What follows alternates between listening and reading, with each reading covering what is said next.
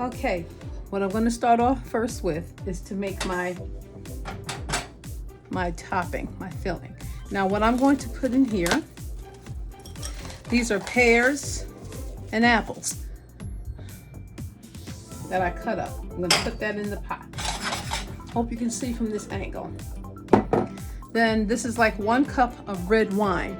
Now you can use Marsala wine, but I'm using red wine today because I don't have no more Marsala wine. That's 1 cup of red wine. And here I'm going to put, this is going to be 4 tablespoons of a low carb sweetener that goes in there. Okay. And here is the star anise. I don't know if you've ever seen star anise before, but they're like these little stars, and they give off this wonderful flavor of licorice. And I have like a pinch of pepper for that spice, and then I have some cinnamon here. Now I didn't have a cinnamon stick. I'll put that in there. Didn't have a cinnamon stick, so I'm going to put that in there in the pan. And then I'm going to put some orange zest. Okay.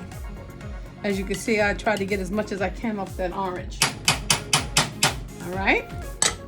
And then squeeze as much as you can from this orange in this pot.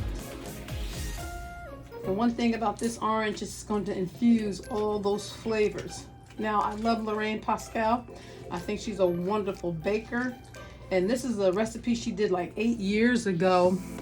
And every time when I said I'm going to make it, I said I'm going to try it, I'm going to do it, never did. So I said, now that I'm living a low carb lifestyle, so I want to try this low carb. Now, the apples and the pears may not be low carb. You can use whatever fruits you want, but I basically chose these fruits because it was part of her recipe. And then I'm going to put a teaspoon of vanilla extract because she put in a vanilla pod and I didn't have a vanilla pod. So I'm going to put in 1 teaspoon of vanilla extract. Wipe the side of that bottle there. And then I'm going to turn this up on high. And when it starts bubbling, getting a nice boil there, I am going to turn it off. Well, not turn it off. I'm going to let it simmer. So all of these flavors from the cinnamon, the star anise, the red wine is going to infuse all that flavor together. And I think it's going to be fantastic. So I'm going to let that come to a boil, and then we're going to see what's next. And it came to a boil, and what I'm doing now is letting it just simmer for like another 10-15 minutes, because when you boil it, you want to take off as much alcohol from the wine itself. So I'm going to let this simmer like another 10-15 minutes. Yes.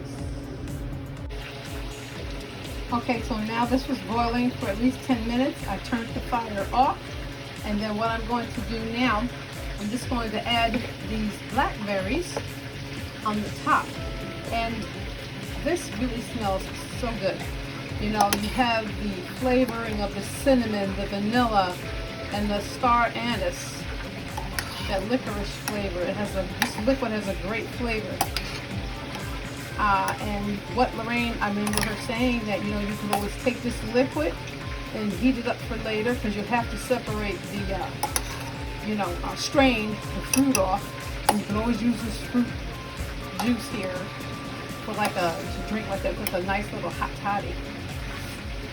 Oh my God, that is so delicious. So I'm going to put these blackberries on there, and I'm just going to put these to the side, and I'm going to let them sit for like about another good 5 minutes. Okay, and now I'm going to strain this off. And this liquid down here, oh boy, that'll make a nice little hot toddy. Sit it to the side.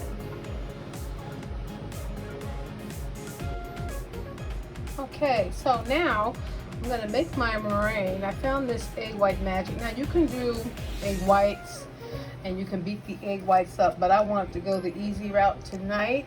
And this is gonna be a meringue mix.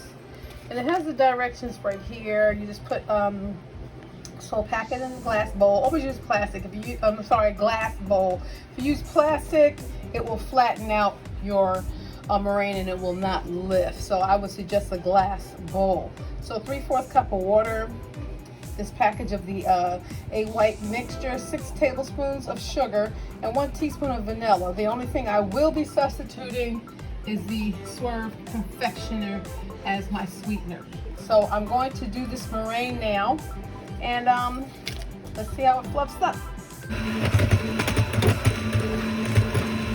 see it's really getting frothy, so you gotta keep on beating this until you get like stiff peaks.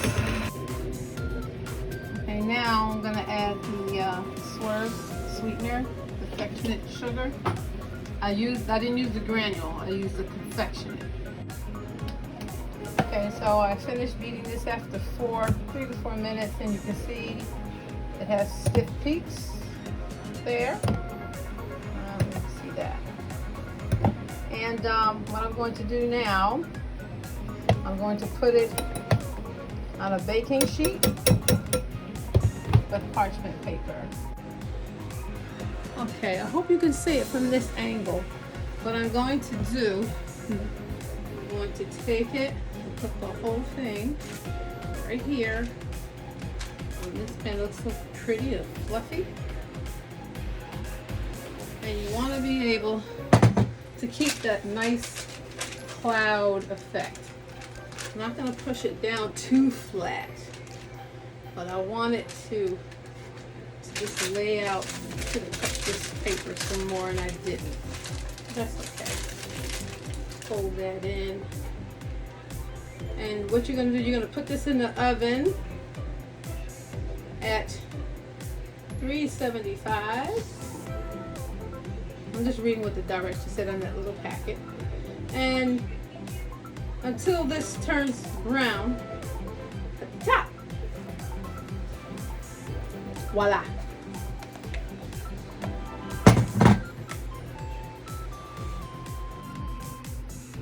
Okay, just pulled her out of the oven.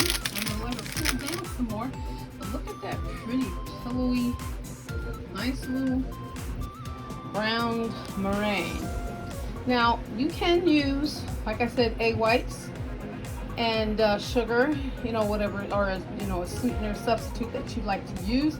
But I use this product here called Sours. And this was the quick and easy way for me to get it done. And I used 3 tablespoons, because this recipe called for 6 tablespoons of sugar. I only used 3 tablespoons of the Swerve confection sugar in here, sweetener, excuse me. And this feels nice, pillowy. And like I let it sit in the oven for like another 5 minutes after I let it cook with the door ajar. And I think she's ready, but I'm gonna let her cool down a little bit more. And we will get the whipped cream. This looks so good. I don't want to break it off, but it looks nice and fluffy like a little pillow. This looks so good. Well, I can't wait for the next step of this. I think you guys are gonna love this. Okay, so now I'm gonna put all these components together. This is just 1 cup of heavy cream, and I put in 2 tablespoons of the sweetener, confectionate sugar, and 1 teaspoon of vanilla extract.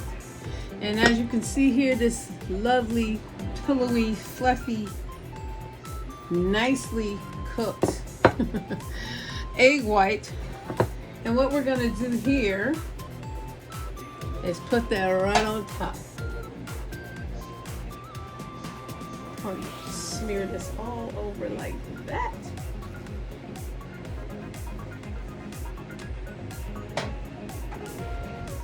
And this is all sugar-free and gluten-free. How's that? And you can make nice little peaks fluff it up. You like? And this part here, that's the best part. Now here, in this bowl, what I made earlier is the, one second here. This is the pears, the apples, the cinnamon, and it smells so delicious. The star anise here, I'm gonna take those out. And because I didn't have a cinnamon stick, I don't have to pull those out because I didn't have any.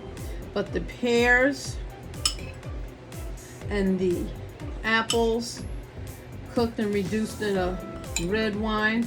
I didn't have any Marsala wine, but this red wine worked just as good. I used like 4 tablespoons of a brown sugar sweetener.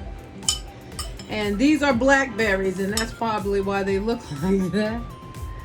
But you can always add more blackberries if you like.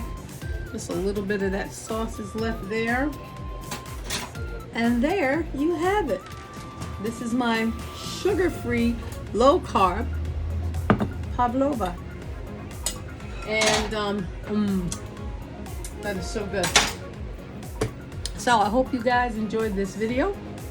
This is Bonnie from Healthy Lifestyle 60 Plus. Have a great night.